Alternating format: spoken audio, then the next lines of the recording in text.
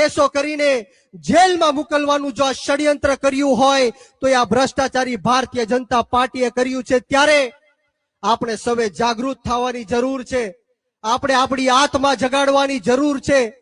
જે રીતના કચ્છ જિલ્લાની અંદર જે આપણા ખેડૂતોના મુદ્દાઓ હોય, હાઈ ટેન્શન લાઈનનો મુદ્દો હોય, યુવાનોના રોજગારીનો મુદ્દો હોય, આ મુન્દ્રા પોર્ટની અંદર જે બેફામ ડ્રગ્સ આવી રહ્યું છે એના કારણે સમગ્ર ગુજરાતના યુવાનો ત્રાહિમામ પુકારી ચૂક્યા છે।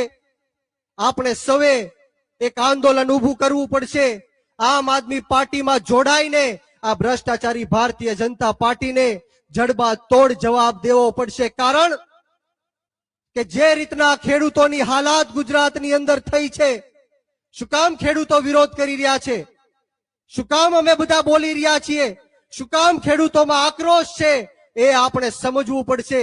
આપણો ગુજરાતનો ખેડૂત જ્યારે પોતાનો પાક વેચવા માટે માર્કેટિંગ યાર્ડમાં જાય ત્યારે એને પોતાનો પાકનો પૂરતો ભાવ નથી મળતો।